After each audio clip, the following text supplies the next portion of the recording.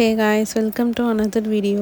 இந்த வீடியோவில் என்னோட current morning to night routine தான் ஷேர் பண்ணியிருக்கேன். நீங்கள் இப்போ தான் என் சேனல் புதுசாக பார்க்குறீங்கன்னா சேனலை சப்ஸ்கிரைப் பண்ணிக்கோங்க. இப்போ வாங்க இந்த வீடியோக்குள்ளே போகலாம். மார்னிங் நான் அரௌண்ட் 7:30 7:45க்கு எழுந்தேன். நான் இப்போ என் ஹோம் டவுனில் இருக்கிறதால என் கசனில் என் கூட தான் இருக்காங்க. ஸோ நான் எழுந்துட்டாலே அவங்கள தூங்க விட மாட்டேன், எழுப்பி விட்டுருவேன். அதான் இவ்வளோ எழுப்பி விட்டுட்டேன். தூங்கி எழுந்ததும் பெட்டும் அப்படியே அரேஞ்ச் பண்ணி வச்சுருங்க. அது அந்த டேயோட குட் ஸ்டார்ட்டாக இருக்கும் காய்ஸ். நீங்களும் இந்த ஹேபிட்டை ஃபாலோ பண்ண ட்ரை பண்ணுங்கள். எழுந்ததும் வீட்டில் வச்சுருக்க பிளான்ஸ் எல்லாம் போய் பார்த்துடுவேன். வாங்க உங்களுக்கும் காட்டுறேன். மேக்ஸிமம் ஜேட் பிளான்ட்ஸ் தான் இருக்கும் வீட்டில்.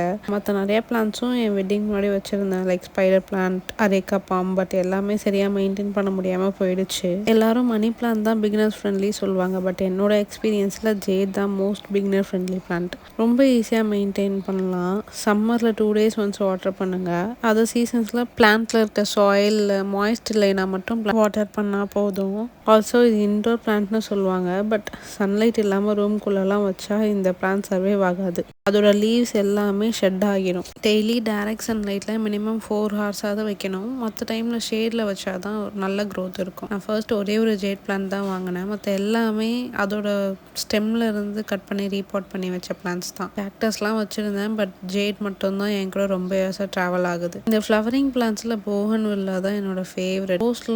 ரோஸ் பட்டோட வாங்கிட்டு வந்து வச்சுருந்தேன். அந்த ஒரு பட் மட்டும்தான் பூக்கும். அதுக்கப்புறம் ரோஸும் பூக்காது, பிளான்ட்டும் சர்வைவ் ஆனதில்லை. அது ஏன்னு தெரியல. உங்கள் யாருக்காச்சும் தெரிஞ்சால் கமெண்ட்டில் சொல்லுங்கள் கைஸ். தென் நான் பிளான்ட்ஸ்க்கெலாம் வாட்டர் பண்ணிவிட்டு ப்ரஷ் பண்ணி குளிச்சுட்டு என்னோட மார்னிங் ஸ்கின் கேர் ரொட்டீனுக்கு வந்துட்டேன். என்னோட ஸ்கின் டைப் பார்த்தீங்கன்னா காம்பினேஷன் டு ஆயிலி ஸ்கின். இப்போதைக்கு ரொம்ப பேசிக் ஸ்கின் கேர் மட்டும் தான் நான் ஃபாலோ பண்ணிகிட்ருக்கேன்.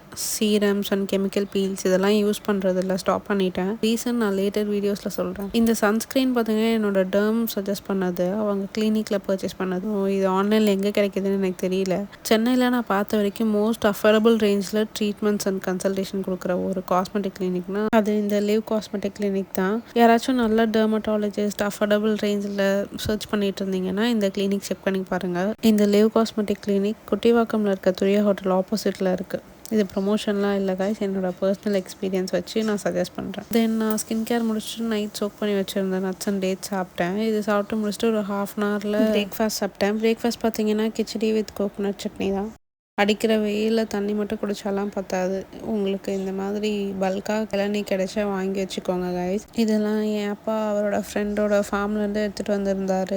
மிட் மார்னிங் ஒரு இளநீ குடிச்சிட்டு கொஞ்சம் நேரம் புக் படிச்சுட்டு இருந்தேன். ரீசெண்டாக இந்த புக் தான் நான் படிச்சுட்ருக்கேன். இந்த புக் பார்த்தீங்கன்னா positive thinking and positive attitude, அதை பற்றி தான் மேக்ஸிமம் இருக்கும். சோஃபார் ஒரு 25 pages தான் படிச்சிருக்கேன். நான் படித்த வரைக்குமே பாசிட்டிவ் திங்கிங்க்கு இந்த ஆத்தர் நிறைய பிப்ளிக்கல் ரெஃபரன்சஸ் கொடுத்துருந்தாரு. இந்த புக் ரெகுலராக பைபிள் படிக்கிற கிறிஸ்டியன்ஸ் நிறைய பேருக்கு கனெக்ட் பண்ணிக்க முடியும். பட் இது ஒரு ரிலீஜியஸ் புக்லாம் இல்லை. பாசிட்டிவ் ஆட்டிடியூட் க்ரோ பண்ணிக்கணும்னு நினைக்கிற எல்லாரும் இந்த புக் வாங்கி படிக்கலாம். அமேசானில் கூட இந்த புக் அவைலபிளாக இருக்குது, செக் பண்ணி பாருங்கள் கைஸ். கொஞ்சம் நேரம் புக் படித்த அப்புறம் லஞ்ச் ப்ரிப்பேர் பண்ண போயிட்டேன்.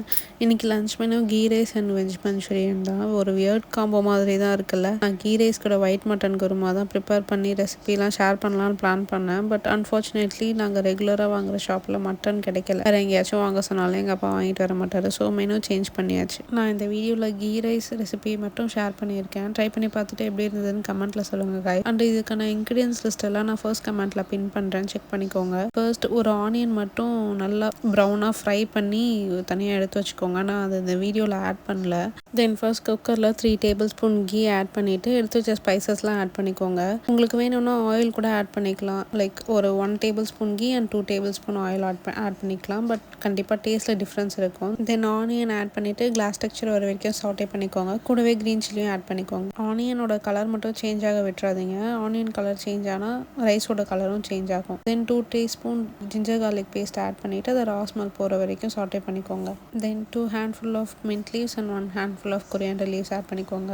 உங்களுக்கு கொரியாண்டர் லீவ்ஸ் வேணாம்னா ஸ்கிப் கூட பண்ணிக்கலாம். நான் டேஸ்ட் என்ஹான்ஸ் பண்ணணும்னு ஆட் பண்ணிக்கிட்டேன். அது கூடவே ஊற வச்சிருந்த கேஷ்யூஸும் ஆட் பண்ணிக்கோங்க. இந்த ஸ்டேஜில் உங்ககிட்ட கர்ட் இருந்தால் 1 teaspoon ஆட் பண்ணிக்கலாம். என்கிட்ட இல்லாததுனால நான் எக்ஸ்ட்ரா ஒரு டொமேட்டோ ஆட் பண்ணிக்கிட்டேன். டொமேட்டோ ஸ்மாஷ் ஆகணும்னு அவசியம் இல்லை, கொஞ்சம் குக் ஆனால் போதும்.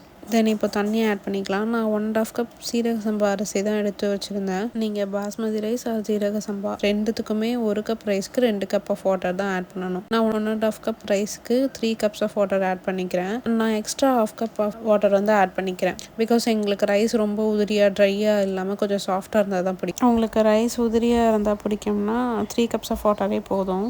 தென் சால்ட் ஆட் பண்ணி ஒரு கொதி வந்ததும் சால்ட் செக் பண்ணிவிட்டு குக்கர் மூடி 2 விசில் வரைக்கும் வச்சுக்கோங்க. நான் ரைஸ் ஒரு 20 மினிட்ஸ் ஊற வச்சதால 2 விசிலோட ஸ்டாப் பண்ணிட்டேன். நீங்கள் ஊற வைக்கலைன்னா எக்ஸ்ட்ரா விசில்ஸ் வச்சுக்கோங்க. தென் இது ப்ரெஷர் ரீஸ் ஆகிறதுக்குள்ளே வெஜ் மஞ்சூரியன் செஞ்சிடலான்ட்டு போயாச்சு.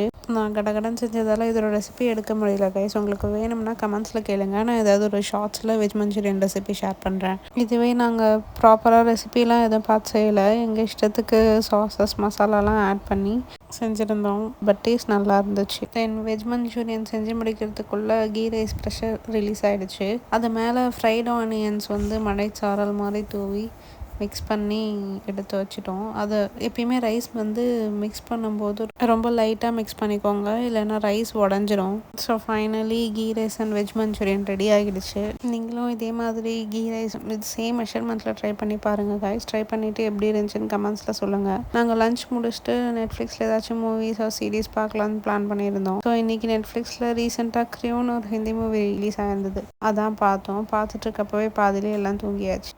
பட் இன்னும் அந்த மூவி ஃபுல்லாக பார்த்து முடிக்கலை. தென் ஈவினிங் அரௌண்ட் ஒரு 5 PM தான் நான் எழுந்தேன். வெளியே வந்து பார்த்தா லைட்டாக கிளைமேட் நல்லா இருந்தது.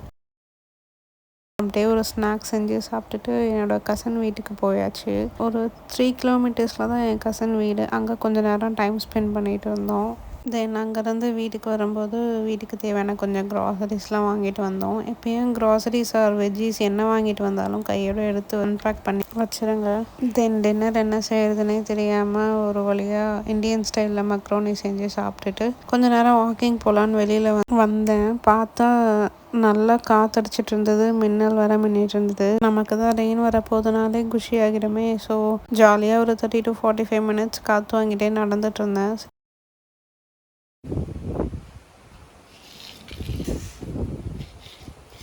அப்புறம் வாக்கிங்லாம் முடிச்சுட்டு சரி பாத் பண்ணலான்னு போயிட்டேன். பாத் பண்ணிட்டு வந்து பார்த்தா ரெயின் வந்துடுச்சு. எனக்கு ஒரே ஜாலி ஆகிடுச்சு. கொஞ்ச நேரம் வெளியே உட்காந்து ரெயினை வேடிக்கை பார்த்துட்டே இருந்தேன். லைட்டாக இடி இடிக்க ஸ்டார்ட் ஆச்சு. நமக்கு ரெயின் மட்டும்தான் ஜாலி. இடி சவுண்ட் வந்தாலே காலையில் எழுந்து உள்ளே ஓடிட்டேன். Then as per my regular night routine Bible படிச்சுட்டு ப்ரேயர் பண்ணிவிட்டு படுத்துடுவேன். இதெல்லாம் நான் என் ஹோம் டவுனில் இருக்கிறதால தான் இந்த ரொட்டீன் போயிட்டு இருக்குது. சென்னையில் இருந்தால் என் ரொட்டீனே வேறு மாதிரி இருக்கும். இதோட நம்ம இந்த வீடியோ எண்டுக்கு வந்தாச்சு. இந்த வீடியோ பிடிச்சிருந்தால் லைக் பண்ணுங்கள். இன்னும் நிறைய இன்ட்ரெஸ்டிங்கான வீடியோ பார்க்க ஹில்லா அலெக்சாண்டர் சேனலுக்கு சப்ஸ்கிரைப் பண்ணிவிடுங்க. பாய்.